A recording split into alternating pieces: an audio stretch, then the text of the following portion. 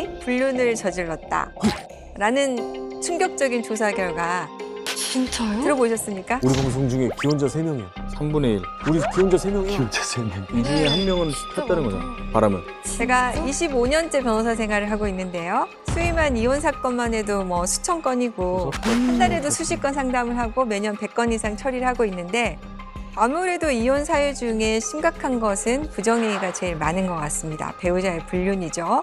부부 사이에서 절대 일어나면 안 되는 일인데요. 현실적으로는 꽤 흔하게 벌어지고 있습니다. 가장 충격적인 불륜 사건이 뭔가요? 충격적인 거는 정말 많이 있는데 오늘은 좀 가슴 아픈 사연을 한번 준비해봤습니다. 뭐야. 가장 가슴 아팠던 것은 배우자의 불륜을 알아채고 그런데 아이가 있어서 고민을 하는 케이스가 많이 있죠. 헤어지지 네. 못하고. 자, 이 사건 남편 역시 아내의 불륜을 처음 알게 됐을 때 아이를 생각해서 참으려고 한 겁니다. 아내는 동창과 바람이 났습니다. 초등학교 동창회 동창이었는데요. 진짜. 집에서 동창회에 받은 연애 편지 여러 통을 발견하게 된 겁니다.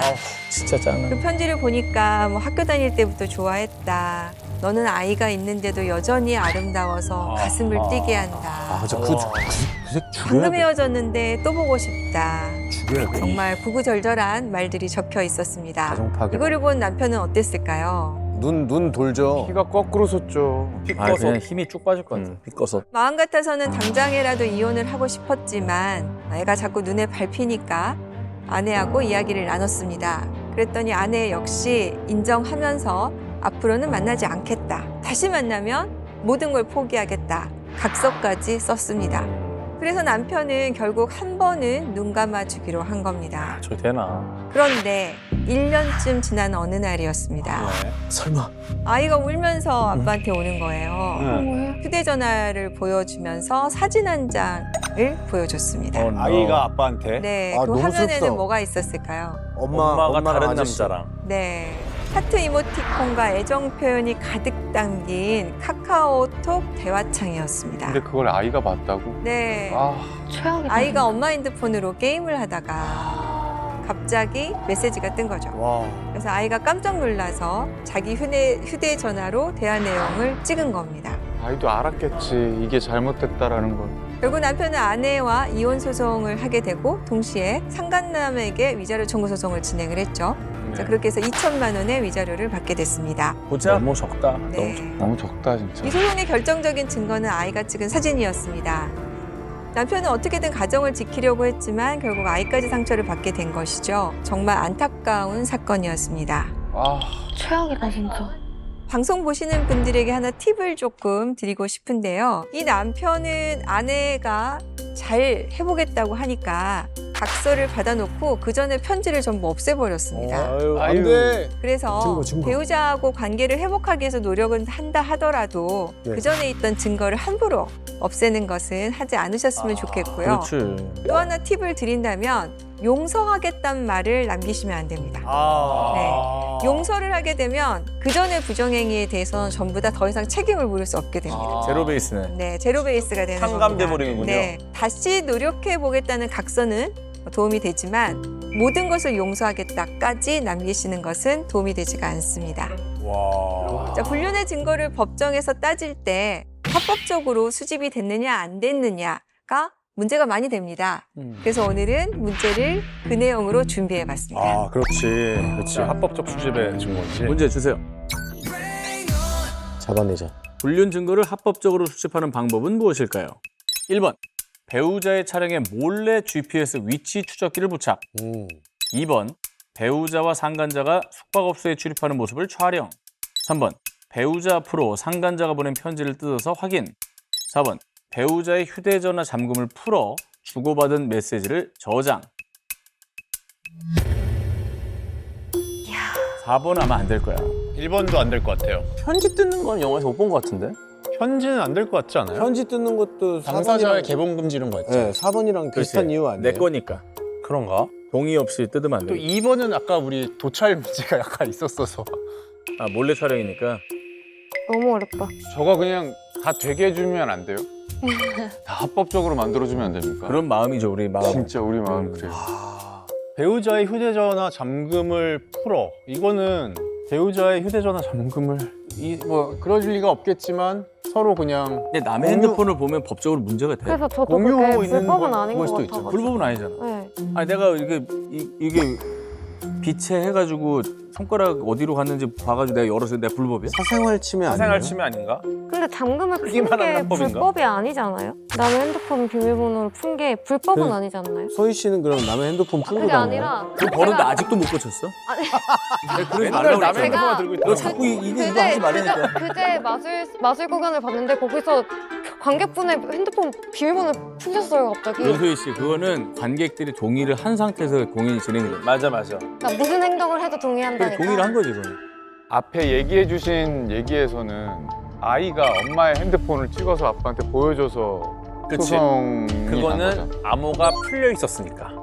게임을 하기 위해서 풀려 있었기 때문에 온 메시지를 본 거고. 잠금을 또 푼게 풀어서. 아니니까. 그렇게 따지면 3번도 되는 거예요. 편지 뜯는 거. 그러니까 3번과 4번은 같은 결이야. 같은 결이야. 건데. 결이고. 네. 그러면 2번이 안전하네. 장친이 아니냐. 그지? 이번 초상권 아닙니까? 초상권이 뭐 초상권 문제. 특정 다수한테 오픈한 게 아니잖아. 저기에 초상권. 초상권은 그 들어가? 유포시켰을 때 적용되는 그렇지. 거 아니에요? 그리고 지금 의심스러운 게 2, 3, 4번은 그냥 무난한 문장이잖아요. 1번에 몰래라는 단어가 들어있거든요. 마치 약간 페이크를 주듯이 저거는 불법이라는 식의 약간 어떤 연막이 있는 것 같아서 저는 1번이 아닌가 싶거든요. 그러니까 상대방의 동의를 구하지 않고 정도가 그냥 생략된 것 같아요. 그쵸? 그러니까 그냥 근데 GPS 추적기 붙이는 거 범죄 아니에요? 아니, 범죄는 아니야. 범죄 아니에요? GPS 위치 추적기는 불륜 잡으려고 말고 다른 목적으로 하는 사람도 있어요. 그러니까 제가. 차를 어디다 주차했는지 기억이 안 나가지고 까박까박하시는 분들은 달아드리는 경우도 있어. 근데 몰래 붙이는 거는 문제가 될 수 있지. 그래 개인정보 동의를 안 구한 거잖아 그거는. 몰래. 내가 말한 건 구한 거잖아. 형이 그쵸, 말한 되겠어. 거 실제로 GPS 기구를 잘못 달면 휴대폰에 특정 기기가 당신을 추적하고 있습니다 경고가 뜨기도 해요. 요즘 나오는. 근데 1번은 몰래가 초점이야. 몰래? 그러니까. 그러니까 위치 추적기 자체는 문제가 없다라 왜 그런 업체가 있으니까. 그렇지 그렇지 근데 그렇지. 몰래는 안 되잖아. 몰래는 안 되지 그죠? 잘못됐지. 그리고 잠금을 푼다는 것도 몰래 한 거잖아. 동의 없이. 동의 없이. 편지도 몰래 뜯은 거 아니야. 네. 이분도 몰래 찍는 거네요. 2번은 한 번도 몰래. 찍으면서 얘기해. 너 불륜이구나. 여기 보세요! 이렇게. 그럼 3번도 내가 뜯는다. 나중에. 2번 가시죠. 자, 갑시다. 정답 2번. 정답 화면으로 확인해 볼까요? 진짜 2번이 합법이라고? 3번, 4번은 거리 같아.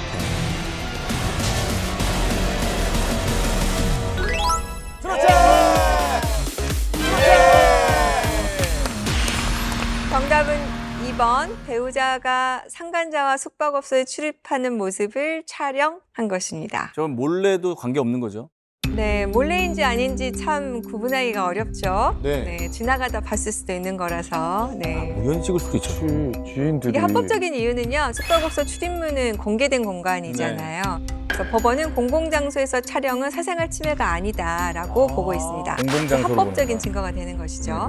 GPS도 안 돼요? GPS에 대해서 논의를 하셔서 저는 생각보다 좀 깜짝 놀랐는데요. 위치 추적기는 기본적으로 몰래 부착하는 것은 동의 없이 부착하는 것은 불법입니다. 그래. 위치정보법 위반이고요. 제가 최근에 진행했던 사건 중에서는 내 차량 찾기 서비스가 있어요. 맞아요.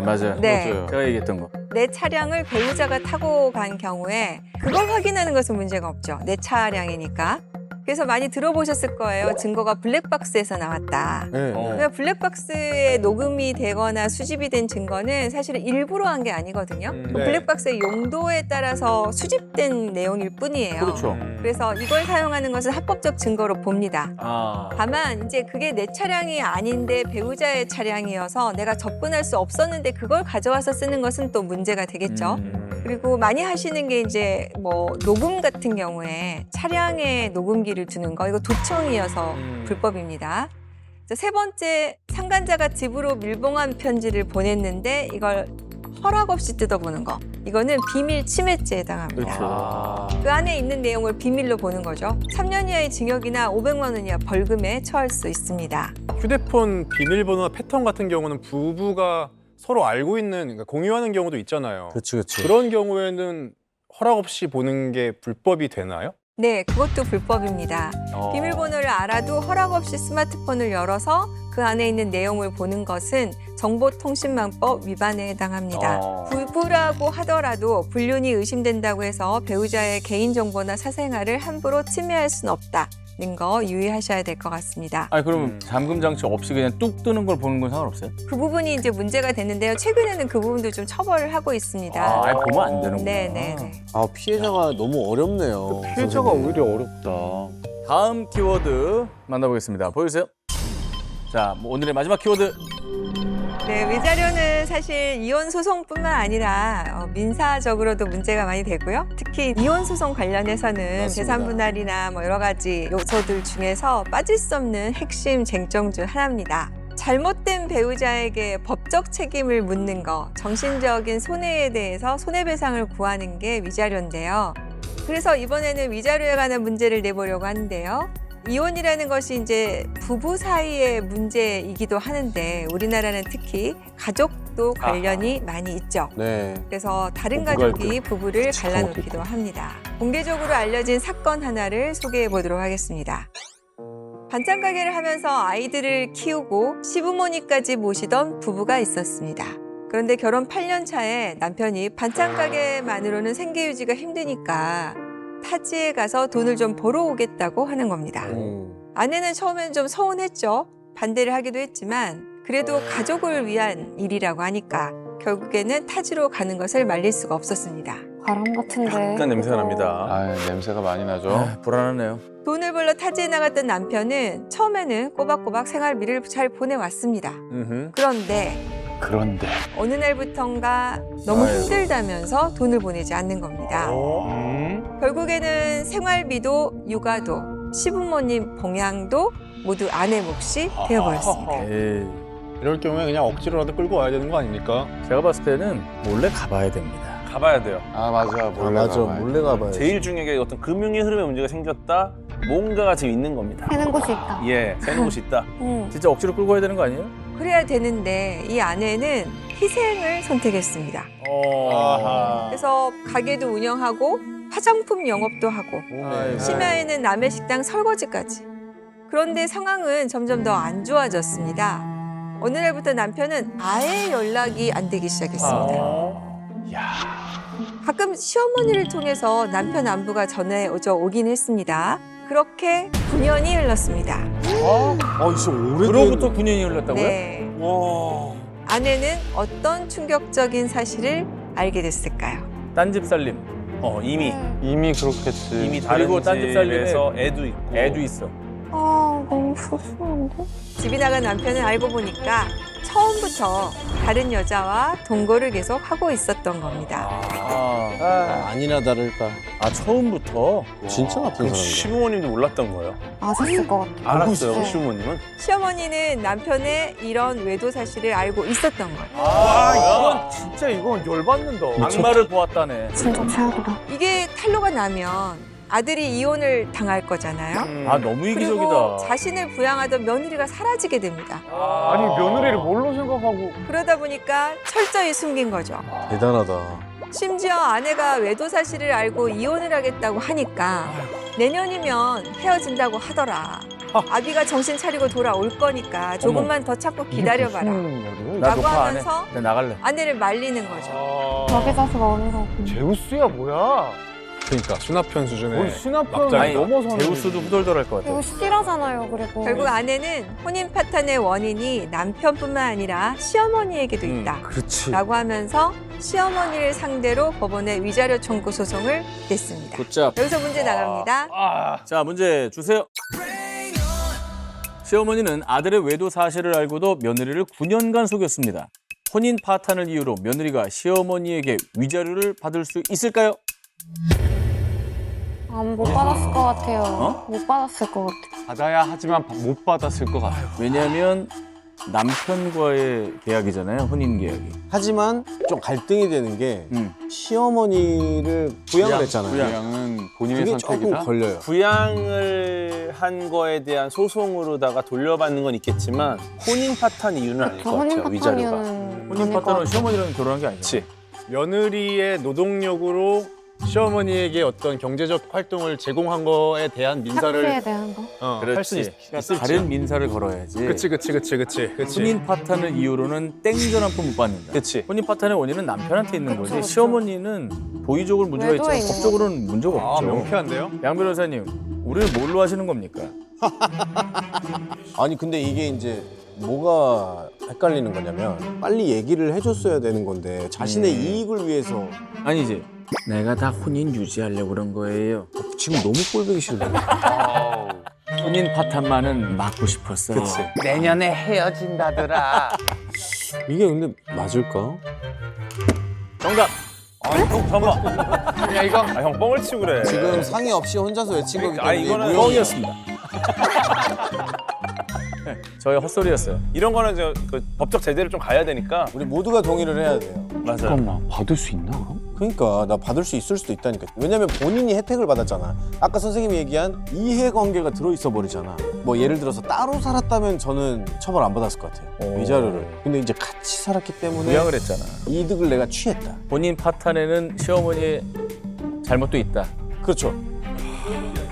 외도 사실을 알고 속인 게 혼인 파탄의 이유가 될 수 있느냐 없느냐예요 지금. 예를 들어 아, 외도 사실을 알고 현모형이 알고 있어. 상급의 외도 사실을. 이거를 알고 있는 것만으로도 혼인 파탄의 이유가 됩니까? 실제로 알고 있어요. 제가요? 제주도 외도 갔을 때 아 제주도 외도요. 그때 제수 씨랑 갔을 때 그걸 알고 있다고. 이게 무슨 날벼락인 거였네. 문제를 자세히 한번 다시 읽어볼까요? 내 답이 맞았는데 시간 벌려고 힌트를 주신 거군요. 나는 네. 저 변호사님의 마음을 다 읽고 있습니다. 너무 아, 어려운 그럼 혼인 문제인데? 파탄을 이유로면은 진짜 어쨌든 속였으니까 9년간 그러면 이해가 있잖아. 시어머니에게 위자료를 받을 수 있느냐 없느냐만 물은 게 아니라 네. 혼인 파탄을 이유로를 붙였잖아, 단서가. 근데 저 단서가 말이 되냐고. 시어머니가 혼인 파탄의 이유냐고. 그러니까. 그치. 시어머니가 딴 혼인은 집 차려준 게 아니잖아요. 그리고 혼인을 유지시켜준 거잖아, 사실 어떻게 보면. 말도 안 되지만. 혼인 파탄의 원인은 아니야. 그러니까 직접적인 건 아니죠. 아니지. 맞는 것 같아. 아 여기 맞 형 얘기한 게 맞는 그치? 거야. 못 받았어. 정답. 받을 수 없습니다. 정답 화면으로 확인해 보겠습니다. 내가 봤을 때 오늘 가장 어려운 문제일 확률도 있어.